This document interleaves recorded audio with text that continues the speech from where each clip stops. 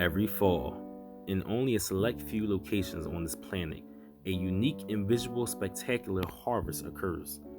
As the air gets cooler and the leaves start to fall, cranberries slowly ripen in the sun, cultivated in the boggy fields that are intentionally flooded at harvest time.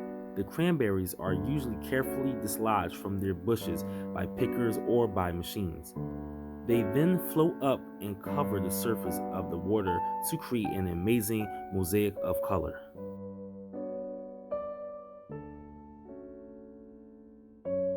This simple but effective technique called wet harvesting has been around for quite some time.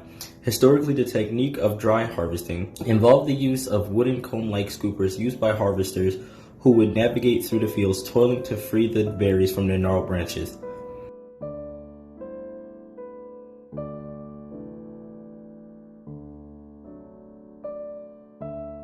Historians believe that it was the Algonquin Native Americans used first taught that the early settlers about the cranberries, and it is for this reason we love to include it all for our Thanksgiving feast.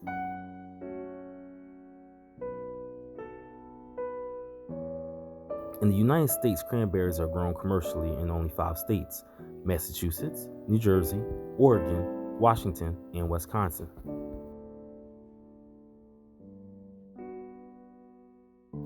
From the bogs, the cranberries are brought to the processing stations like the ones here. A state-of-the-art machine employs several methods to cure out the berries that do not meet the high standards of the grower and his customers. One of these methods, however, uses a surprisingly simple approach. Legend has it that the technique was accidentally discovered by a gentleman by the name of John Pegleg Webb. Evidently, Pegleg had trouble going up and down the stairs of his storage loft, and one day he dropped a load of berries. Watching as they tumbled down each step, he noticed that only the berries that made it to the bottom were the ripest ones.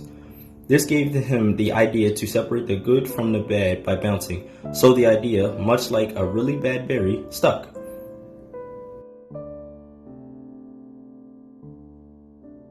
The technology built into our modern machines take the sorting process to another level.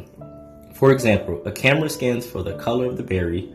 Cranberries that are white, although they are as flavorful, are less desirable, and therefore diverted into special bins. The darker berries continue to move on.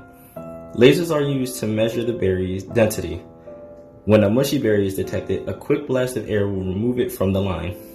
But the tried and true method of human inspection, as with these carefully trained workers, is still the best form of quality control.